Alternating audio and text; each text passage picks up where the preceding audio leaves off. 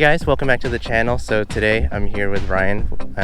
Ran into Ryan here on the local back roads, and here we are today. So we're going to review this really nice looking MR2. Ryan will give you a little background on the make and model and then where he got it, and then we'll jump into the details from there. Hey, yeah, so this is a 1991 Toyota MR2 Turbo. I bought this back in 2017, flew down to California for it, and I love this car. It's gone through a lot of transformation since I've owned it. Here you go, back to you. Yeah, okay, so let's jump into the details. We'll probably start off with the motor. You're looking at a 2-liter 3S GTE, stock bore. We got forged pistons in here. We have Racer X fuel rail. And the turbo back there, that's a Garrett G25 660 turbo smart wastegates. And if you notice the wastegate dump tube, it's actually feeding back into the exhaust, so it's not an open dump, it's going back into our exhaust system. And that fab work was done by Turbo Technology here in Tacoma. Intercooler piping was done by Rat2 Motorsports. He did all this custom intercooler work that I told you about there in the trunk too. We got this intake manifold over here. It's a Racer X straight feed intake manifold, which goes into the trunk. Okay, and then moving back here, obviously now you can see the rest of the intake manifold and the intercooler back here. I got the fans wired into our Link ECU and our Turbo Smart blow-off valve. So yeah, as far as the wheels go, they're 18s. The front is a 18x9. The rear is 18 by 10.5, I believe, and they're both wrapped in Michelin Pilot Sports 295s in the back, which I love. It sticks. Suspension-wise, I'm on T and coilover Flexies. Okay, so that wraps up the overview of Ryan's car. Now we're going to take it out on a back road and see how it drives. I've had a SW20 before, so should be familiar, but I think this one makes a little bit more power, so we'll see how that goes. Alright, so we're here, the driving review. See how it goes. So the car is cammed, so I can feel the bottom end is a little bit... Yeah, that's a little rough.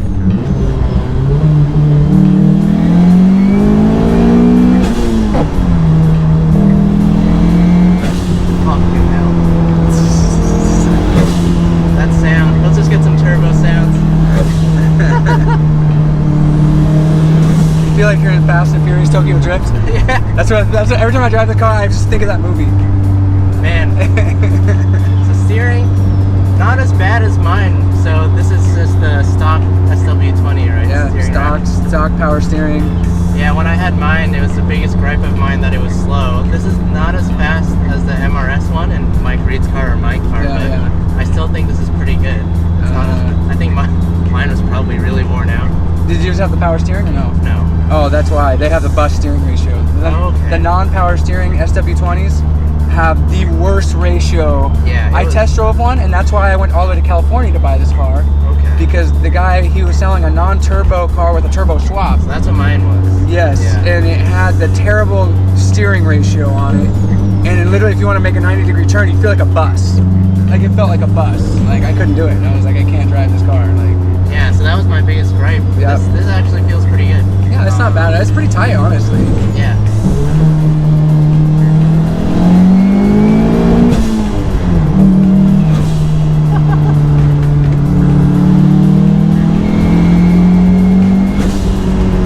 Definitely has that turbo torque. So it's interesting. So I guess to compare, I had mine. This is definitely faster than mine, but the power band definitely feels like it shifted a little higher. Oh yeah. Than what mine was stopped. I had a CT20. Yeah, this is the kind of car you definitely got to keep it in a tappy zone to keep it moving. But it comes on pretty smooth, I would say. It's not like, Yeah. Oh, I spent a lot of time dialing in the duty cycle on the boost solenoid. Okay. Getting a quick ramp up and then hold. Nice. Quick ramp up a boost and then holding it. And I mean, that's the big thing with tuning, is that it's all time on the street. You can't actually do that on a dyno because the dynos don't load it up the same as the street. For the abnormalities and like... Yeah, in every gear. The one thing I've still got to work on is my speed sensor for the ECU is not very good. Okay. So I need to do boost by gear tables.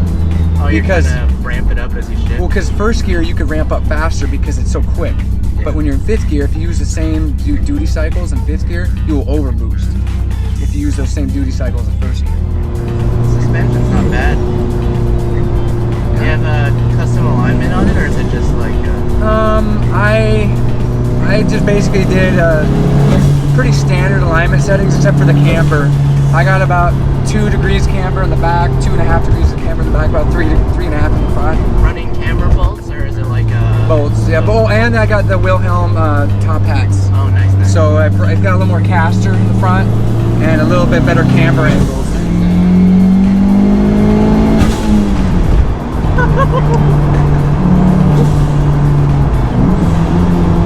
Let's trail it in a little. Yeah, real stable.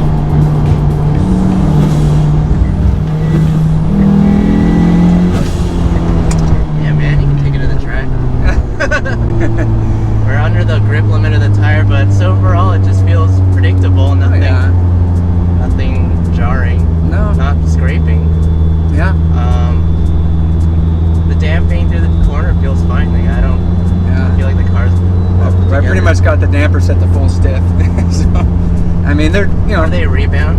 There's no rebound. It's just compression damping. Just compression damping. Yeah. They're literally like $850 coilovers. Like, they're great though. They're TN. They're Japanese made. It's the only reason I bought the TN ones because a lot of the other companies are made in some other. Yeah, they'll outsource it. Yeah, and you know, the TN ones, I've thought, considering they're made in Japan and for the price, I said you can't beat that because. Yeah, they feel good. Yeah.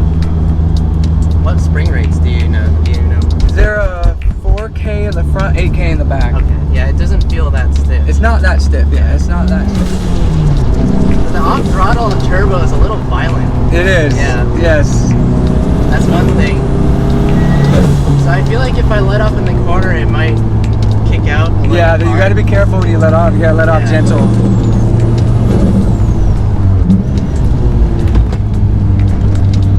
Get on it a little early.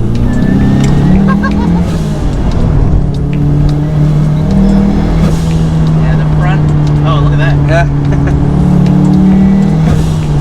So loading it up on the corner there a little bit, it has a push understeer, which is normal. So if anyone wondering, snap oversteer. I think it gives good warning, like way before. Well, and I made the push a little bit. Yep, and the front tires are so much narrower than the back, which gives it a better balance in terms of safety margin. Yeah. You know, and as you notice, that's like what a lot of the like Corvette, Porsche, they do that from the factory just to keep the cars safe because they don't want guys wrecking these cars. So it's the mid-engine, you know. Yeah, so it has really good warning. Obviously, we're not going like full speed, but I was able to feel the car float out a little bit on the front, and that's like plenty of warning before anything really will happen. Are you thinking of staying around the same power level, or are you going to try to squeeze out a little more? I mean, that's why I got to get it on a dyno to really tune to see how much power I can get out of it. But the problem with these 2 liters, you know, you see the guys talk about 3S's and K20s getting these crazy horsepower levels, but most of these guys are on ethanol, E85. Would you ever think of going ethanol? I mean, it's getting there's cheaper. none around. It's cheaper than premium. Yeah, but where can you get it though? I guess there's some maps, but of course, it's not as. I've looked around. There's nowhere. Like, the thing about my car is, I want to be able to go up Highway 7 to Alder Lake, and I gotta get gas on the way somewhere. There's no ethanol out there. So I want to tune the car for the gas that's available, to where I want to go on my fun roads to go be a hooligan on them. Yeah, so this is like a real street build. Yeah, I mean, full interior, all that. Yeah, it's a street car for the most part. Yes, I do plan eventually on doing some track stuff with it, but you know, the idea is to have fun. It's I like the way it looks, and I like to drive it hard. You know, so I built it that way. I guess we'll get a couple last pulls here, and then we'll wrap up the video. Yeah.